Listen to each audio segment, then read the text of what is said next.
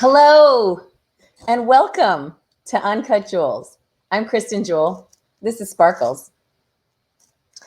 We are very excited that you're here. We're going to have a nice chat about art, cover art, one of our favorite topics. How do things translate to consumption? How do we get it in front of people? It always needs a piece of art. So we're going to have a conversation with Ruby Velle and Mila, who's another artist that she's been working with. So we're really excited about that.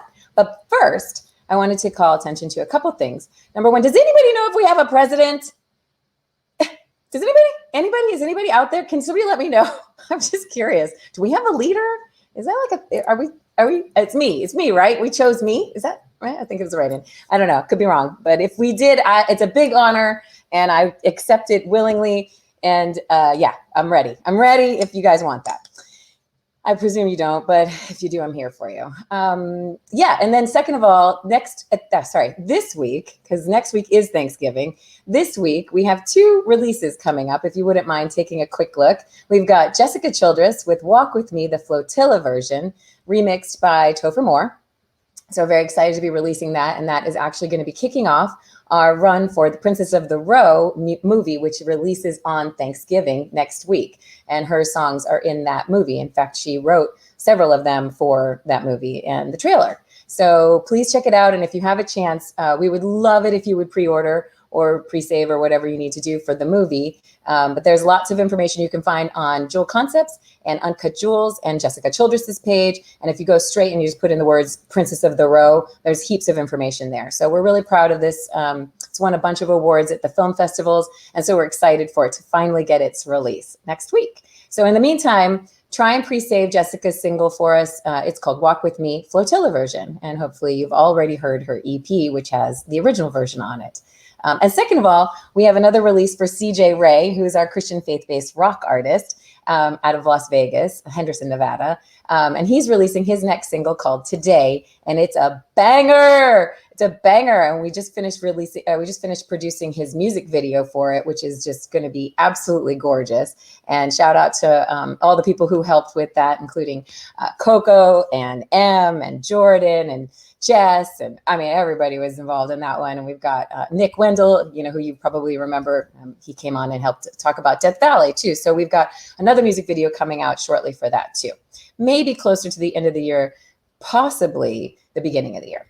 And then, yeah, next week we've got Chris Pierce with us, and I'm really excited about it. Chris, I've been a big fan of his since, probably 2008 or 9, I think. I was seeing him live in Los Angeles, and I was just obsessed with his gravelly, smoky vocals, and just so good, so talented. So I'm really excited to have him come and join us, and we'll be talking about his new release and all the things that he's been up to since all of things have been going. So I am excited. Oh, and also we're going to have a lyric video for Ruby Velle and the Soulphonics single Lost Lady Yusa coming out soon too. So keep your eye out for that. We're really busy here. Can you tell? Anyway, so I'm going to ask for Ruby Velle to come and join me. Hopefully you guys are familiar with our girl Ruby. She's from the Soulphonics and she's in Atlanta, Georgia, holding it down. Oh, welcome back. Hi. Welcome back. We're excited to have you. Thank you for doing this. Excited to have this conversation with you, to hold space, to be in this moment where maybe we don't know what is ahead of us as a country, but we do know what works. And one of those things that works is a combination when art meets music. And absolutely. I'm just so blessed that we get to discuss this today. Me too. And I mean, obviously, I think all eyes are on you guys in Atlanta right now, in Georgia. You're holding it for us. We're excited to see where this all goes. So if anybody's watching, please don't forget to vote for your seats. Yes, don't forget to vote. The Georgia Senate runoff is very, very, very important, and will be by all means and by any intensive purpose the most accurate voting that's ever happened. So make sure you take part in that. Absolutely. Well, thanks again for doing this. So I'm so excited to have this conversation because it feels a bit like a trip down memory lane for me and our relationship, which, as you know, pretty much, everything for what it represents to me in my world, to get to actually work with an artist that I was such a fan of. I mean, I know I've said this so many times, but huge fan. So I'm excited to take this journey with you. So first of all, are you doing okay? Everybody, you're good? Okay? Yes, we're doing great. Good? I'm just thinking, I'm looking back on thinking about how lucky I am that these paths aligned in the way that they did, so I'm just very fortunate to be at this place where we can have this discussion of, yes, music matters. Yes, lyrics matter. Art matters. Let's put it all together and see where we can get. Absolutely. I'm also looking forward to having some of the tougher conversations of like, what happens when you don't know and you can't come up with an idea and your management is like, you need this idea to happen in the world. Sorry. So we're like, pull out the app and let's make a cover art. Yeah. So we can pull up and have some real conversations as well. I know. We've had come up with some. It's happened. It happens with everybody. It's sometimes things just sneak right up on you. So okay, so we know you're from Canada, that you were raised in Gainesville, that you're of Indian descent, and that you currently live in Atlanta, representing Georgia with a massive heart. But I'm kind of curious, at what point, when did you start to realize like art was your thing, like that cover art or album art was really interesting to you? Well, you're going to love this answer, but it's basically through failure. I learned a lot of lessons through just basic contrast and bumping right into things that aren't for me. So I thought early on in my career, I always knew that I wanted to be in music, but that way wasn't really made apparent to me. So I went into forensic science my first couple of years of college, and I had never gotten bad grades in my life. As an East Indian, that's just not a thing usually, but my brain just didn't work in those ways at that time.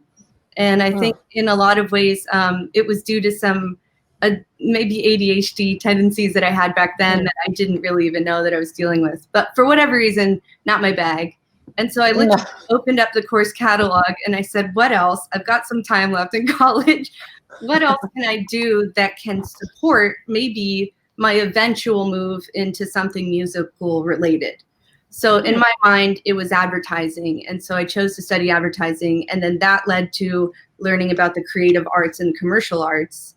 And then that led to me leaving Florida and moving my entire band up here to Atlanta to go to a school called the Creative Circus. And that's where it kind of unfolded for me. That is why I say I am made in Atlanta, because I really, truly wasn't creative minded before I moved to this place 15 years ago. So, and oddly enough, we have a perfect tie-in to Mila, who will join us, because at Creative Circus, I met not only my now husband, but a friend of mine, good friend, family friend, I would say at this point. And his name is Will, and Will married Mila. And we were at their beautiful designer wedding in out of state New York, or, a little bit north of the city. And it was just picturesque and gorgeous, and everything was perfectly done. And Mila and Will. Your wedding. Yeah, thank you. They're a very inspiring couple with the intention that they put behind their art, and that meeting of art and love was just mind-blowing. Yeah. Well, that's how I feel about you and Alex. On many of these relationships for me, and also trained me as a designer, not technically, but to think about concepts and fully matching the visceral feelings of music with the art. Yeah. Yeah, no, that makes sense. I was saying that's how I feel about you and Alex. Like, it's your husband and you. It's just so great to see you guys intertwine in the art realm too. And, obviously musically too, but really the graphic design piece has just been so, I don't know. I remember when you guys were doing your art shows and stuff too. It's just nice. It's inspiring. So, okay, let's get to it, because I kind of want to share some of the early work. So obviously when the band started and everything was going on, as is usual, it's just like, oh, who can do artwork, right? So is that what happened, that you were like, I got this? Yeah, I got this. It was like, I got this. And I knew at that time it would be something that would save us a lot of money. I didn't know quite how much money. Much money, yeah. As a band. and time.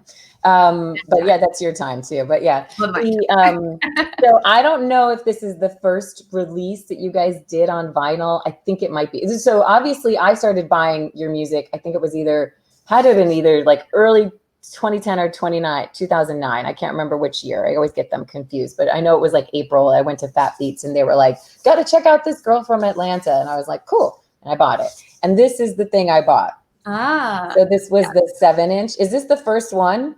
This was the very first thing I ever designed. My very first piece of wax designed as well. So my first time learning about proofing the inside label and understanding what it means to have bleeds and trims, designing logos for a record label that didn't have a logo, and putting my name last on it. Is what I did. That's even funnier. And that we learned. Early lessons you learn. Yeah. But I hand drew the front of that, and it was the first thing that went out for us, and it is Feet on the Ground, which we play to this day. I love this song. I know that this it's definitely not a reflection of your work now, but I absolutely love that somebody handed me this, and that started me on my journey to you. So like, for what it's worth, I'm like, it's more than service purpose then in my life. Yeah. I'm gonna grab it if I'm running out the door. Okay, so and then from there, how much what happened after that? Like, were you still just like, is it Heartlight that's next, or? Yeah, I think it was Heartlight. Yep, it was Heartlight, that one. And you can see I was getting a little bit farther in my technical understanding and typography and white space, and I really wanted to do something that was like Motown but not, and really inspired by some of the Blue Note albums as well.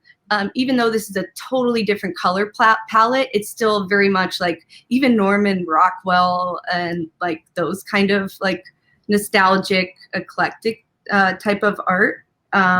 This was just a hodgepodge of feelings for Heartlight. I had so many creative juices flowing for this one.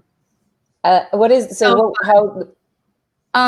were just Photoshop brushes, and I had learned in the early days how to manipulate those. I love it. I think the orb was an ornament, and we shot the photo with me holding the ornament. It was a Christmas ornament. Yeah, and my stylist. My stylist name was Christy, actually. That worked on that. That's funny. Yeah. And this was released as a holiday single. This was the one that got on Starbucks, right? Yeah, it was pick of the week, and around that time of year. Yeah, so we were really fortunate, and I think the like 500,000 downloads were like right away on that one. It was so special. It was so great. Such a good song. I have that on my playlist still. I don't think it's ever left any of my playlists. Like, it's a great running song. It's a great walking song. It's a great upbeat song. You know, you don't feel good about yourself, you listen to that song. Guys, listen to this song, Heartlight. It's amazing. It's genuinely like, thank you. And actually, since I mentioned the Creative Circus and Will, I wrote it about people like Will and people that I had met at the Creative Circus that were brightening my perspective and opening my eyes to what was possible. Yeah, don't be afraid to like write about those experiences that might be good for you. You know, we'll listen to this album a little bit later. I know, we'll get there. We're getting there. Different story. But so that leads to, so 2010, I find out about you, and you're releasing some music. And then there was another one that you released, which we have digitally. That's the cover art for the Bill Withers cover song. Can we pretend? I forgot about that. Yeah, Can We Pretend? I think we have that. Yeah. That was like right when I was coming on. I remember seeing that, and I was like, "Oh, that's so interesting." That was an evolution as well. Do you want to tell us about that one? Yeah. Again, I think I was trying to evolve Heartlight. I was like, "What is the next thing that could come after something like that?" And it kept with the white space and that kind of font and those typefaces in those early days. I was really attracted to like that thin serif, and then you'll see later with the posters, I blow it out to old James Brown, like old school 60s, 70s blocky typography. So this was like really in the transition mode here. Yeah. And then like just some more Photoshop work and melding of different photos together. Yeah, it was beautiful. Who are in the photos? I don't know. It was just something just abstract that I saw, and I had the paint splotches as well, and it's just a matter of like molding them together. But really yeah, I was really happy beautiful. with how this one turned out. And then I also designed the logo for the record label at that time too. So that was 2 logos I did for those record labels. Amazing. Good for you. Man. Yeah, good stuff. Logos.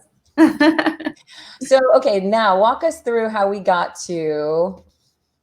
Dun, dun, dun, dun. We're both holding it up because there's some people that would murder us right now for holding these up. I'm so sorry. We're like the only people in the world that have them. No, there's like 500 other people who have them, I'm sure, somewhere. So this was a true collaboration. Bruce Clem, the photographer, myself, Spencer Garn, all went down, took MARTA, and we went to the GSU MARTA station, ATL, and we did it Renegade. And Bruce Clem was actually a wakeboard photographer, so he actually knew how to get the quick action shots. So I put on these super high heels, and I picked up this blue suitcase, and I just started walking down. Walking down as fast as I could, and he would get these Renegade images because you're not supposed to film in MARTA. You're supposed to have passes. It's like a whole thing. You've got to have. Bad, Ruby. Bad. I know. I did an illegal thing. Don't tell your mom. Mom, block your ears. I did it for the art. And I remember thinking in my head when I was taking those photos, like, this is going to be something. I don't know what, but this is going to be something. And it feels really good. So I'm just going to go with this. And then eventually we got the photos back, and they would not have even looked the way that photo looks now if it wasn't for my husband, Alex Morgan. He did hours and hours of Photoshop editing. And to this day, I can't wait for the reprint because this is dark and that is light, and we got to fix that. And like, we can just be such Look at that beautiful face. Thank you. Beautiful. Thank you. I was probably 23, 24 maybe then in that photo. But I borrowed the jacket. I did my own makeup. Like, we did it DIY. So A, don't be afraid to do it all yourself and get good key people to help you. And then B, just put it out. It doesn't matter if it's really amazing or not. Just put it out. Don't be like me. I've sat on a lot of art for a long time with music, and I believe that there should be this intentional connection there, but I have waited too long in a lot of cases. So I would just, for all those others out there that are working through this. Oh, that's great. That's great advice. That's really good. You kind of got to our ending, but that's cool. Just put it out. This is tried and true ATL, and I'm so, so proud. And this one as well, which we'll get to in a minute, is also true ATL because of Methane Studios. I know. Wait. So, okay, listen. Can we just pause for a second? So, the advice that you would give someone is just go for it, basically, right? Just put it out. Just put it out. Just put it out. I mean, have your peer of people that will proof it. Don't proof it yourself. Don't proof it yourself. You can't look at it 10 million times and then close to it. One mistake. So have a couple, your teeny circle, have them review it, but don't hold yourself back from putting out your music because you feel like the art isn't keeping up. Just give it your best shot and get it out. Because chances are, and when people listen, they further connect with it. Absolutely. Yeah. I always feel like I feel like you have to like maybe simplify it if it's getting to that point. You know what I mean? Like just, okay, obviously if it's not working, something's not working, just like strip it back, which I think is where we're going to go next when we start talking about your solo stuff. But let's keep on track with the Soulphonics. So obviously that album came out in 2012. And then it was a period of time where, we were trying to figure out what we were going to do. We were in the studio a lot, trying to sort it all out. And then finally started thinking about doing some more releases and building towards the album, which is behind you. Along the way, we did have it. Well, actually, hold on. We're gonna go to some singles first. There was a, I don't even remember how it happened, but there was an artist that we saw online. And we were like, oh, we really dig this. And you were like, let's use this so the first single was going to be Broken Woman, right? We knew that was coming out. And then the first single, Art, you did not do all of it. I did not do. So this was the first time, as far as I can tell, that we actually had somebody else touching the brand. Is that true? It kind of is, because that was Protsky. So we went to this guy that we found on Instagram and had him do this beautiful piece of art. And then you did this. I did the type and I did the back layout. The package. And then we I have to say, it was beautiful collab. First colored vinyl too. First colored vinyl. Yeah. First colored vinyl. Mm-hmm. I love the way that orange and magenta sing together. It's so cool. Yeah. And then we did a t-shirt. T-shirts! Which I remember. Yeah, it's like it went everywhere. But it is kind of funny to think that was like just this, well, interesting. Yeah, let's try something new. But there were elements of it that really did, it still works, like in all of the things that we're doing. It's definitely indicating there was a change happening. Yes. Yeah. And the ability to let go and allow others to be involved in what you do, that was a big lesson as well. Mm-hmm. So I was so pleased at that point. And you had a lot of creative input at that point as well. Pretty much from State of All Things forward. Yeah. You and I have been creative collaborators, so it's been such a blessing to have somebody else that cares about proofing. I love it. Yeah, I love it. Honestly, the vinyl, vinyl is such a big deal to me to begin with, but like even to be able to translate it into posters and the t-shirt, the merch, and all that stuff is just so important. And what was great was I don't actually think we knew what we were doing exactly with the album yet. And so this album cover, Broken Woman, was our bridge to figuring out what we were doing. We did know that there were elements of the colors that we had a feeling were going to be in there. But other than that, we were kind of like just trying to like figure it all out. And so you can really tell, like we did the jumping off point while we were still working on the album cover art. And then in the middle of it, we still had to do Call Out My Name. Yep. The next single, which you did all of this. Yes. So we are back to the Ruby Velle look. Thank you. That is based off a scene that I got to see because of my amazing friend who was my driver when I was a backup singer on Warped Tour. And he drove us up in our bandwagon to the top of some place in Ventura Beach. It was like a cliff. And it was 5 a.m. in the morning, and I opened the bandwagon door, and that's all I saw was just this, as far as I could see, coastline and stone to my left and to my right, mountains, and nothing else. And it was just so breathtaking that I just never got it out of my mind, ever. So thank you, Tim Pooter. You're the best. Tim Pooter, yeah, he's great. And then we have another vinyl that's colored. Call Out My Name. Stunning. And Love Less Blind on the B side. Yes. And what's cool about that was we hadn't released it. Yes, and those are two of my favorite songs by Ruby Velle and the Soulphonics. So good. Really, really good. I just really good myself in the third person, but it's kind of a week for that. So I'm You did. So okay, now we get to now we're talking album again.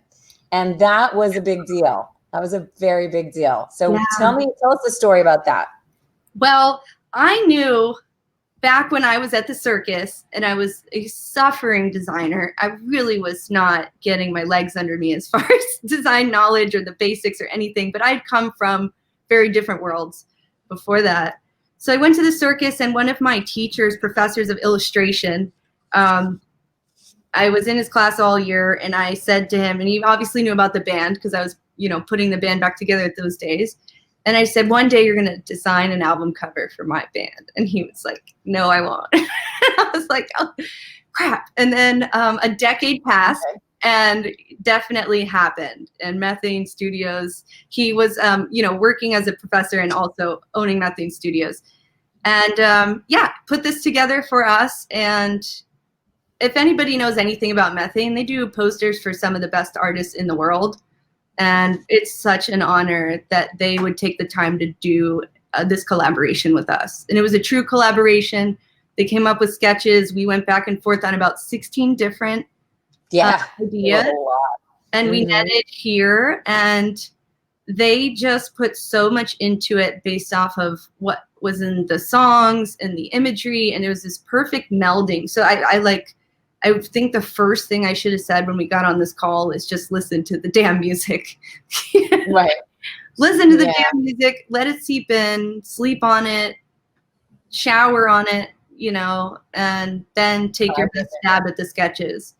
And I know that's what Methane does, along with a bunch of other magic that they do every day. But they work with also really big brands as well. So the fact that 10 years down the road, they were willing and they loved it, and they called us to get all these copies sent to the studio, and the fact that I got to contribute the liner notes and the backside, and well, let's look at that. You know, backside, gorgeous. And look at she incorporated the links, which were also one of the pieces that were in. I'm gonna let you know, I am still learning. So if you flip this over and you look at the back, let the world notice the biggest barcode that has ever existed on the back. That's not even fair. It is what it is. I mean, that's what it is, you know, but you just learn. You learn sometimes, and it takes that, you know, but that's always why you get the reprint. So if you have something that you made a mistake on, then you better sell out your record so you can reprint it. And then just say, I mean, I'm just gonna keep opening this up, because this thing might be, it's literally a work of art. Like that, whenever people come at me, I'm like, take that. That is like, it's just, doesn't that just, I mean, I know obviously I have a ring light. Anybody that knows us, they know that we're indie AF and we are very DIY. So for us, this was our own gold record, and I will never regret making my own gold record. I think it's stunning. I love it. I absolutely love it. So, I mean, and then we made it into t-shirts too, which I have worn before on many shows, like whenever I can. I think it's actually my favorite t-shirt. Don't tell Hamish. Because I do have some pretty cool shirts I cut for him too. I love those too. But yeah, the colors on this are just, they're so my vibe. It's amazing. So everything about it. Yeah, and shout out to the collaborators, all the guys on that album. I mean, everybody threw down and at some point had something to say about the artwork or the poster. And I remember Zach was so excited when we printed it on Drumhead for the Smithsonian gig. That looks amazing. Was so cool. So it was really cool that everybody embraced the art and where we were going. And you notice this underlying branding of big chunky type, black and yellow, really standard, classic, striking things. That's kind of the realm of the Soulphonics, at least in my mind, since the nation. No, I agree. Yeah, I think we've netted out in exactly where we wanted to be, which is just a classic sound, and everything about it's just progressively classic. You know what I mean? But it really does nod very nicely to everything that's come before it, but picks it up in the future, you know, to keep it going. Thank you. I love it. But so obviously, like with all that thought and all that work, and I mean, we're talking now 15 years. You know, in 2016, we started thinking about how to do this for you. Just Ruby Velle, not Ruby Velle and the Soulphonics. It had never been done before. You hadn't even done things on your own. I think that previous year was the first time. Just thinking about it. I know. But so we had the opportunity to say, all right, what do we want to do? So we go in the studio, you start doing all your great music, and you're exploring all these sounds. And then we have you working with Sugaroo, which is full disclosure. I work with Sugaroo Records, which is a label off of Sugaroo Sync. And we had Ruby come in and start, you know, doing her magic with other producers and see what it looked like. And, you know, we weren't sure where it was going to go, but it wound up being such a good experience for you. You had such a good time. I mean, by this point you had been in the studio with Anderson .Paak. You'd done the vocals for Petty on Oxnard. You had done your own stuff, like you know, you'd started working with other people just to feel it out. But then you get into the studio with these guys, and they're just like, they're so in vibe. They have like a vibe going on with you. And it was like 1, 2, 3 songs in a row that, you know, we were like, great. And then all of a sudden it was like, great. And then it was like, great. And they're getting syncs. And they were like, right away. And we did not have the luxury of thinking about, okay, what does the Ruby Velle brand look like? Yeah, we had like, I think we had like a couple weeks. It was very visual runway. Right. It was a challenge. We got through it. And that was where, you know, your advice to other people, I think it was hard, but I remember sitting in this exact same spot, having that same conversation with you where I was like, Fighter's going out. We need to do something. Nana is going out. We need to do something. I And was you're at like, dinner with my sister. You were at dinner with your sister, yeah. I'm on, Hamish had told me about an app called Fonto. And I was like, I'm putting it together on Fonto. And I'm like, making it, I don't know. And you're like, I think, I love that. Yeah. And it was like, we're just going to have to do it. And that was our indoctrination by fire, right? So you can't make it up and you can't take it back. I mean, we, you know, whatever, it went out. It's a huge song for you. I'm very happy and proud of how they turned out, to be honest, because they're 3 in a series and they're 3 bold anthems from me. And I hadn't really put my face on anything since the It's About Time album because I'm just not always into that. But these ones felt like, okay, yeah, I know my face has a connection with what I'm actually saying in this song. It does. Yeah. Truth saying. Do you mind if we show or do you not? Do you want us to just go for it. Yeah, okay. It's all over Spotify. It's out in the world. You gotta let it go. So we got Fighter, we got Nana Please, and we got Go Get It. And basically, Johannes, if you have them, maybe we could put them up real quick, little pieces so we can show them. But basically, one thing that we did use was, I believe we kept the red. Like there was like a red thing that went throughout. Yeah, there was red, and we kept the type for the series. And I often do that. I think thinking in threes is another thing that people don't talk about enough, but think in threes. Yeah, there's the yellow. So in this world of singles, you know, there's no reason why singles can't be a set of 3 some pieces of art. Right. Yeah. And it's just, I mean, so we basically like took your own advice. It wasn't easy. We will admit, like, no one wants to be like, I have to make a decision in a minute while I'm at dinner with my family, you know, and so it was suboptimal, but we did it. And then we decided we're not going to do that again. We're going to take this on, think through what we can do. We did the photo session with Elaine Torres. We pulled through some ideas of what we wanted your aesthetic to look like. And from there, we got to say, all right, well, who's going to be a partner? And here we met. We brought in Mila. So why don't we have Mila? Hey. Mila. Hi. Hi. It's good to see you. I'm so glad to be here with you guys. I've been really enjoying listening to all these stories, and now I feel like, just knowing that, you know, you did a lot of the art kind of just now I realize what kind of responsibility I had to, you know, make stuff for your music. So I'm just like, wow. I was so happy to collaborate with you. It was a blessing. I mean, and we're not done yet. Yeah. There's a lot happening. We got a lot to do. This is just a pause right now for us to reflect on things, but there's still much work to do. But yeah, thank you for coming on Uncut. We're really UnCut Juels. We're so excited. Obviously, I'm curious, if you don't mind, where are you? We're not even sure where you are in the world, just so we know. And how are you? Yeah, I am good. I am sort of at home most of the time, but I am currently in Nashville, Tennessee.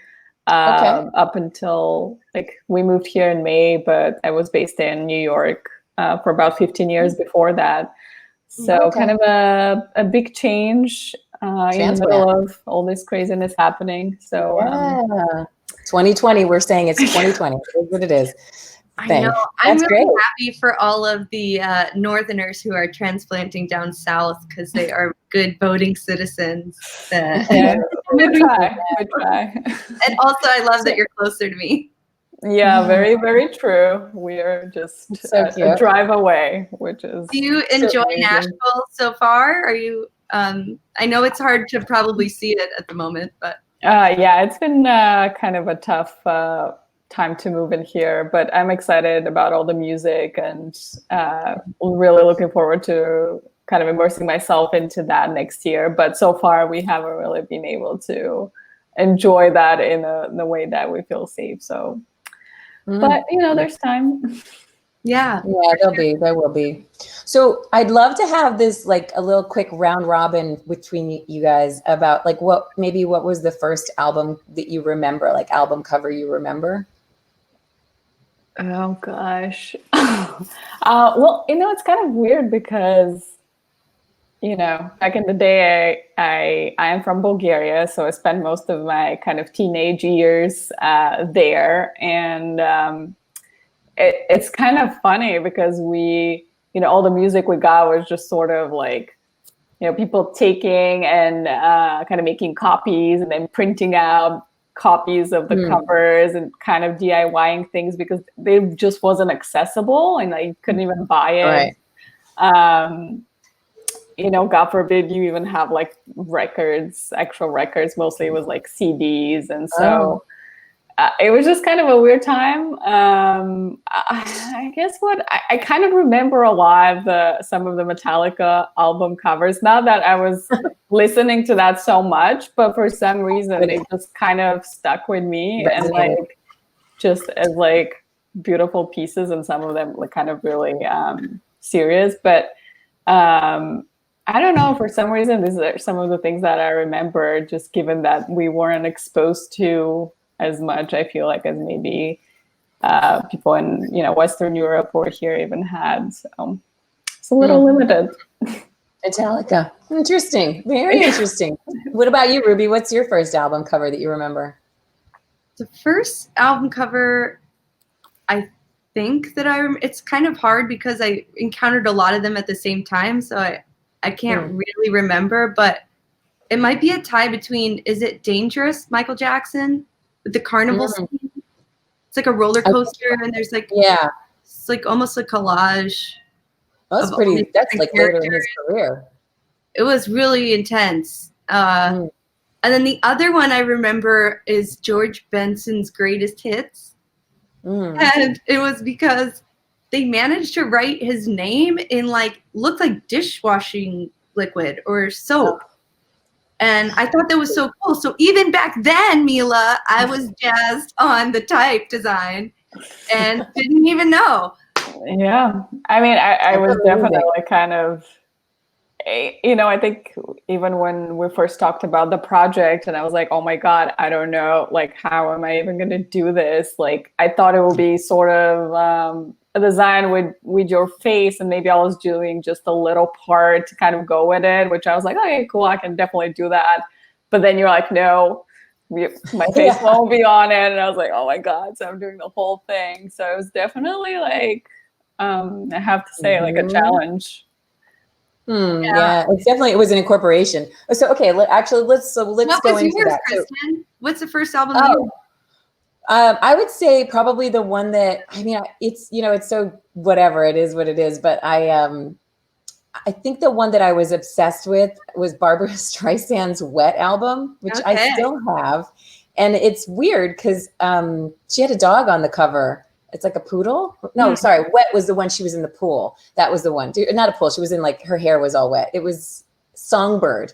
It's called Songbird. She's got a beret on that's like red and black checkered beret. Stunning face. She's always flawless, like flawless on these covers.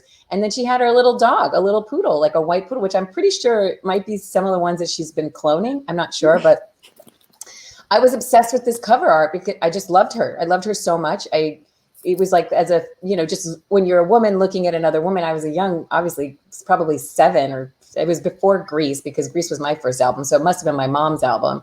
And I just was like, this is amazing. I was in love with her. So it was iconic. Actually, that's a great question that I'm going to write down, is like, what album art made you understand womanhood, or like, was the picture of womanhood to you? Yeah, she was it. She was the, pretty much everything about Barbara Streisand was like the starting point of, because she was so feminine, you know what I mean? And so strong. And like you, she wrote these powerful power ballads and power songs. And I don't know, that was the thing that I remember. But I mean, obviously there's so many album covers, and I will talk about our favorites later. That one is the thing that you remember, you studying and like looking at it and just being like, oh, this is so interesting. This is a thing. This is a moment that she wanted to have in front of everybody. Like, you know, like, I don't know, it's just remarkable. I feel very similar about the Minnie Riperton album cover with the lion. Yeah. Oh, yeah. Unbelievable. I just stared and stared and stared at that.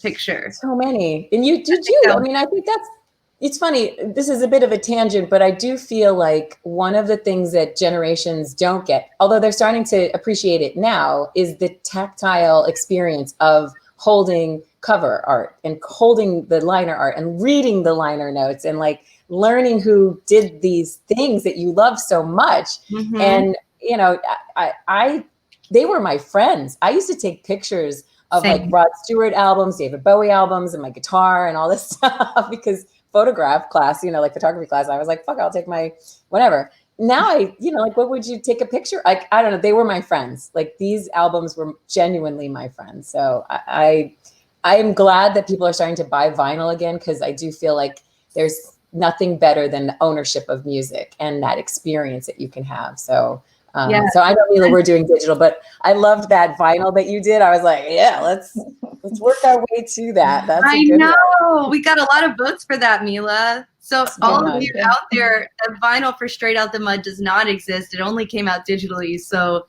thanks to you and your input, that might be changing soon. Yeah. I mean, there's just something we kind of like that makes it real once you put it on where it belongs, and you're like, oh, okay, well, that's definitely something I want. That's beautiful. Thank you for saying that. I think that's how the most authentic things kind of hit or resonate. Yeah. So I really appreciate that. That is pure love. Yeah, me too. Me too. All right, so let's get right into it. So obviously, let's go through the imagery. So we've got the very first single we just released for you, and this was the first time you guys actually. I know you did a bunch of concepts for us, and we'll show the concepts, but this is the first actual release. It is for the single we just did, Straight Out the Mud. So yeah, pull that out. So let's talk about this one, because it looks simple, but we know it's not. No, it was not. Yes, tell us all. Talk about it. It was. I mean, I have to say we went back and forth a little bit to figure out the right look for it, and I appreciate that, because I felt like I needed to go through that journey to really understand kind of where the music was coming from and what it meant. Because I think it's always hard, like as a listener, I have my own interpretation of things and my own inspiration based on my experiences. But, obviously working with you, and you're extremely talented, not just music, but visual and design and all these things, like taking your ideas and kind of trying to collaborate and make something together. That was, for me, just like an eye-opening experience. So I truly enjoyed it. There was, this piece is actually made out of actual dirt that I went and kind of illegally got from the park. That I don't think I was supposed to do that, but I had to find dirt. So I kind of had this little plastic bag, and I went with a little spoon, got some dirt, brought it home. And like I just had like a white piece of board, and I started just threw the dirt on it, and I started like with the brush kind of moving it around and trying to make the lettering out of it. I mean, I had a sketch and kind of a general idea of what I wanted to make, but it was just, actually working with the material. That's not, it doesn't work like when you do it on a computer. It's not paint. It's just like, yeah, I mean, it was so tactile, and I was like, I don't know what I'm doing. I've never done this before, but I'm just gonna go for it and see what happens. And like the first version of this that was with the dirt that I made came out so clean that you couldn't tell it was dirt. So I was like, okay, this is not like, I showed it to a few people too, and they're like, that's cool, but yeah, it just looks like it was, drawn or something. So I had to go back and try and mess it up and try and make it look rough, which is very hard for me because I like things that are neat and clean and very organized. So for me, that was like, oh my God, I just want to put it together and make it clean and neat. But wow, I did not. I think you might have mentioned that it came from actual dirt, but the symbology there is just so much. My head wants to explode with joy. It just so cool that like I'm an earth sign as well, like through and through. So for me and my new chapter, like it couldn't be more visceral. I feel it's so connected. That's amazing. I didn't actually know that. I knew you did a couple versions of it. I didn't know that it looked too not dirt-like. Too fresh. Yeah, it was a little bit like too clean lined, and I think this version definitely kind of was the right look and feel, but I think I had to go through the material and learn how to use it before I got to the right place. But yeah, it was just like way too clean. I was like, no, why is this so perfect? Same thing with my journey as a solo artist. I had to go through a lot of understandings and learnings to get to even writing my own songs in one day. I never thought that I could do that. I mean, thank you, Kristin, for pushing me to do it. Literally. You weren't thanking me along the way. I'll just say that. I hate you. Moving past that fear, it's like moving past that fear to make something that's bigger than yourself. I really think that's what it is. And I just love that we find that with art and with music. Yeah, for sure. Well, okay, so now obviously we spent a lot of time on Straight Out the Mud, but there are several other, so you did a suite for us. And there's a lot. So we're not going to go through them all because and for what it's worth, a lot of these are also stuff that we're doing for Sugaroo. At some point we'll be releasing them when we can. But the other one that I know we can release is called Ghost Sound. And I believe you did cover art for that too. Yeah. That was also with Rune, who did Straight Out the Mud with you. And so this is where we are netting out with for this one, although it hasn't been released yet, but just we're going to give a sneak peek so you could see the direction we're heading. And we remain, you never know, some of them might change, but this is pretty much where we're at, right? I think this is very close. Yeah. Super close. We just have to get your name on there somewhere. Share your thought. Yeah, I mean, this one was obviously very, very different. I feel like each one of the covers that I worked on was very different and kind of challenging in its own way. But this one for me was kind of some of the first times that I've tried to do a digital illustration. Like I've, obviously I'm a designer and art director, so I collaborate with a lot of illustrators and designers, but I've never really myself kind of went into and actually started painting digitally, which was kind of a new experience for me, and just trying to learn the tools. And it's not like painting on paper, so everything looks very different and behaves differently. But it looks like you painted on a canvas. Yeah, which was, again, it's kind of that learning process. And this is a piece that I kind of had an idea about the lettering, but not so much the rest of it. I just knew what kind of mood I wanted to create. But because I didn't know, I've never done this before, I didn't know how it's going to come out. So I just started like trying things out and seeing what I like and what I don't like, and just kind of building on it until I was like, okay, this is coming together. I'm kind of liking where this is going. And then, combining it with the typography really made it kind of come together as one. Mm-hmm. I remember when you started putting the typography behind the trees. Yeah. I was like, that's really cool. And I can't wait for people to hear the song and connect with it. So that's going to be really cool because it is a very different, haunting kind of vibe. Yeah. And you just knocked it again out of the park. Oh, yummy beer. Cheers. Okay, it's so nice when you work with an artist who's just like there for it and can interpret it and has actually listened to it. Thank you, Mila. Yeah, no, of course. I mean, I was playing them like on a loop as I was doing stuff because I was like, I need to listen to this so that I know what I'm doing. And it just, maybe that's how it just came to me, because sometimes I couldn't explain myself why did I think of that, but I think it was kind of subconsciously I knew. Yeah, it's just there. That's what I was telling Kristin about. It's about time. I just knew it would be something, and it just comes to you. But this one was, I can't wait. Yeah, it's great. I know, me too.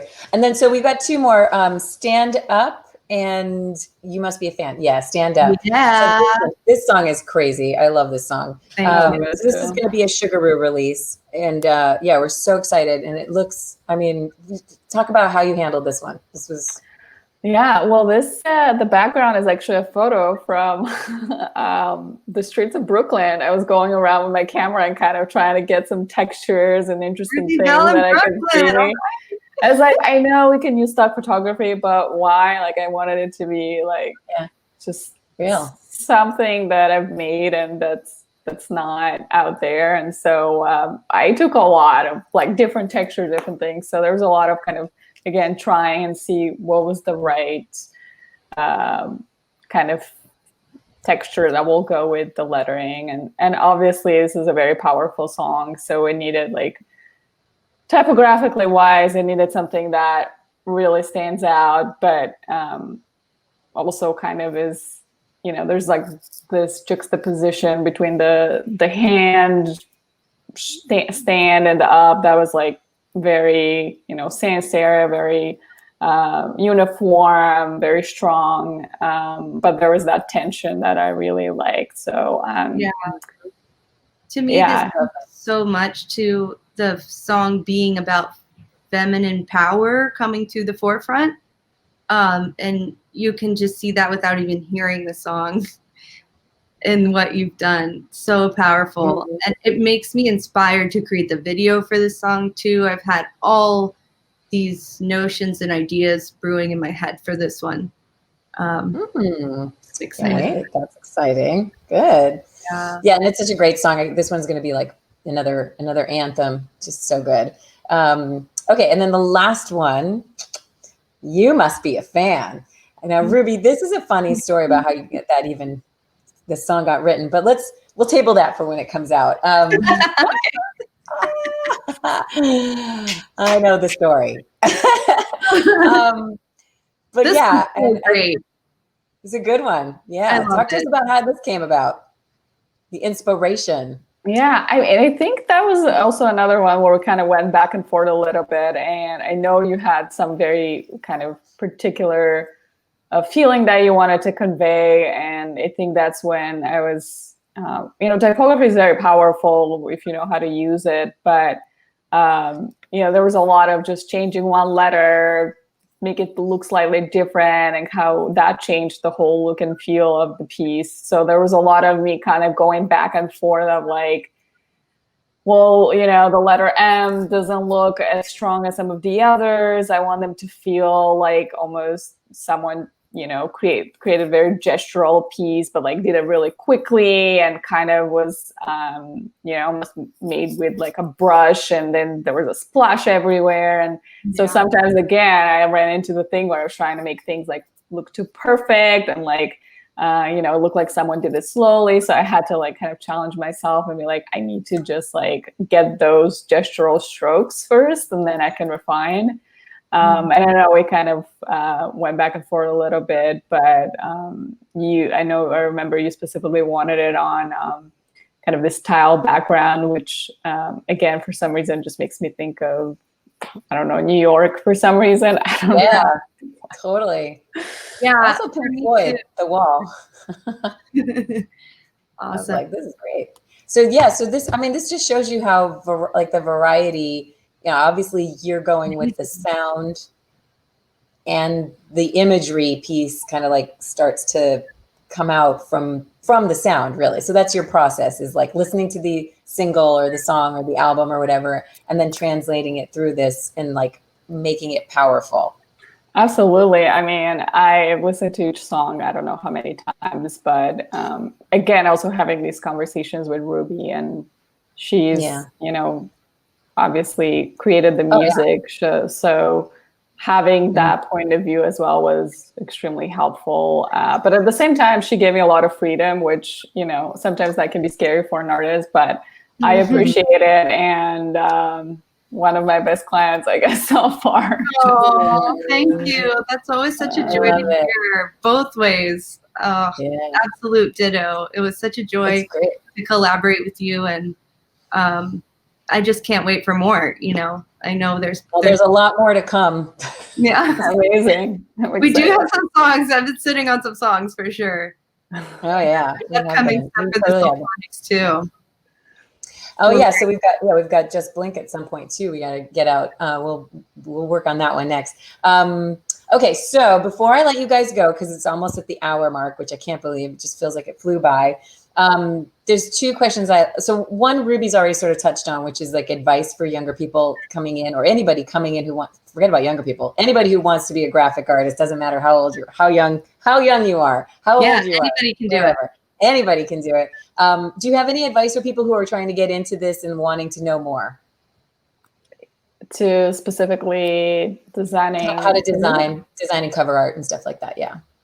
I mean, to me, it's just learning how to design anything. Really, I think it's just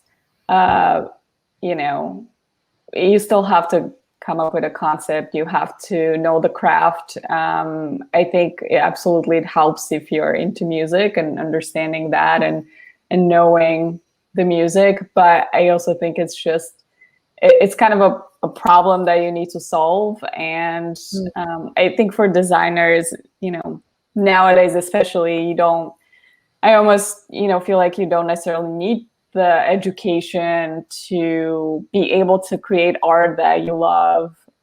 There's so many resources out there online. And, whenever I work with someone or look for talent, I always look at their work, not where they studied or what they did before.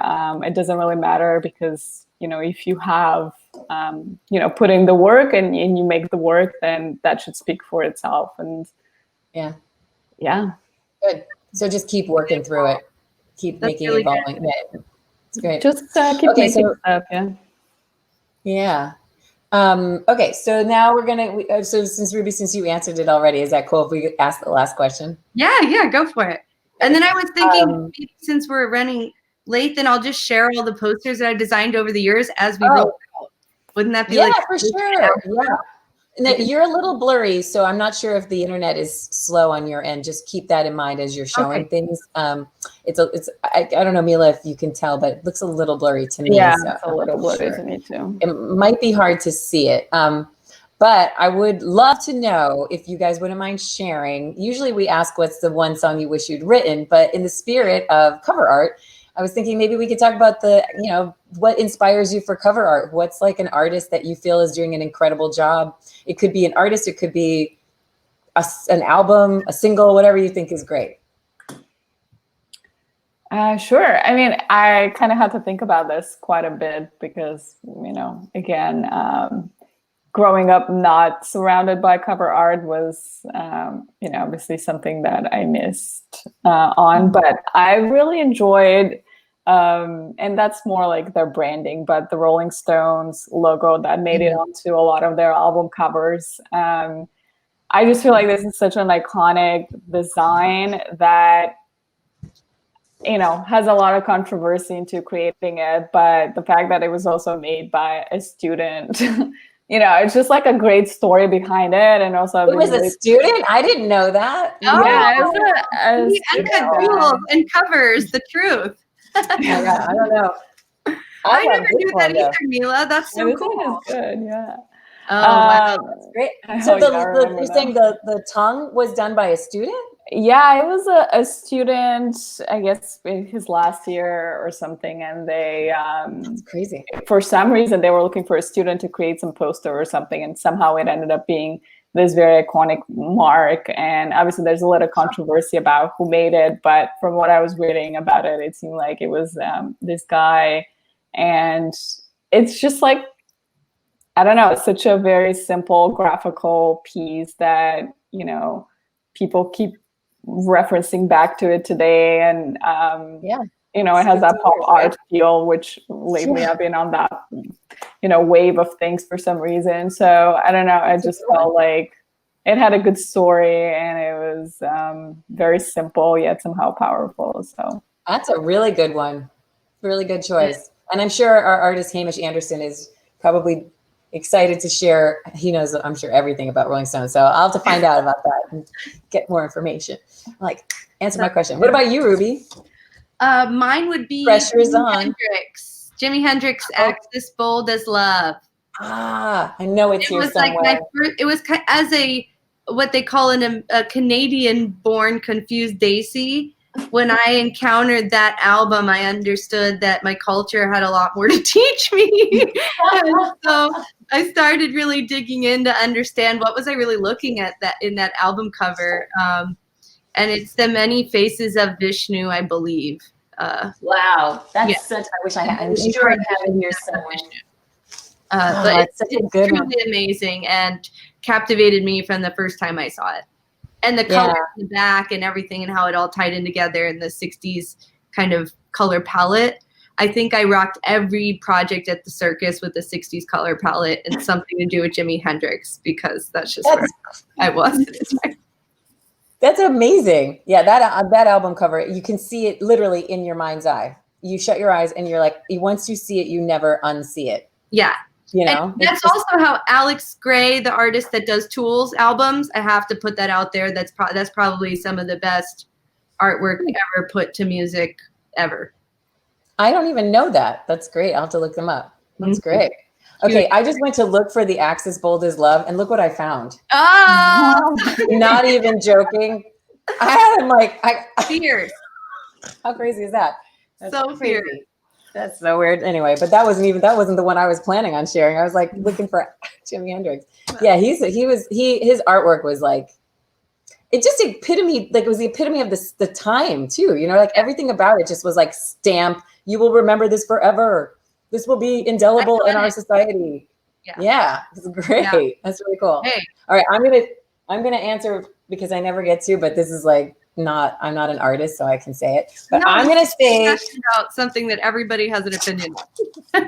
David Bowie. What are we talking about, David Bowie? This stuff is insane. I don't know if you've ever had a chance, but if you guys haven't, you should like Google the history of his album covers. Is like you can go to this place in London. It's literally exists. I went there.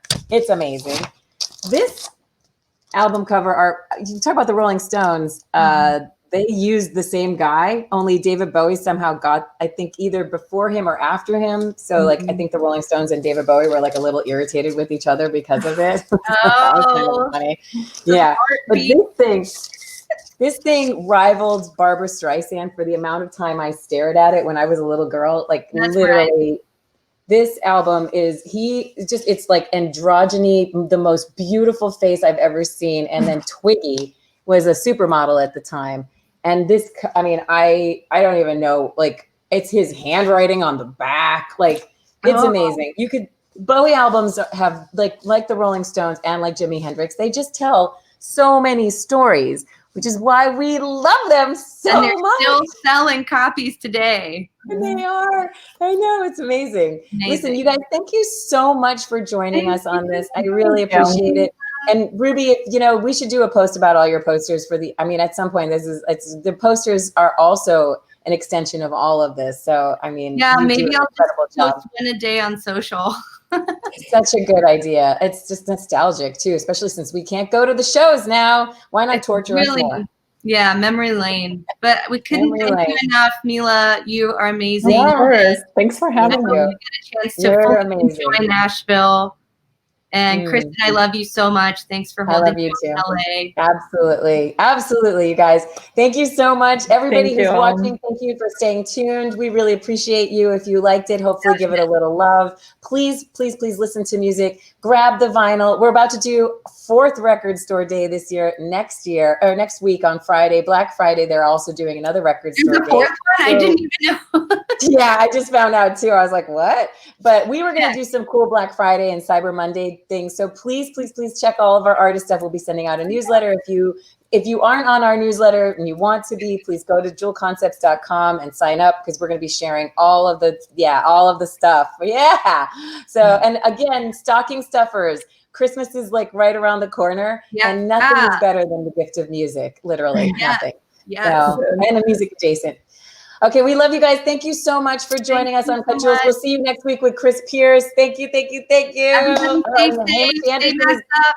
Stay inside. Play us out. Good night. Thank you. Bye. Thanks.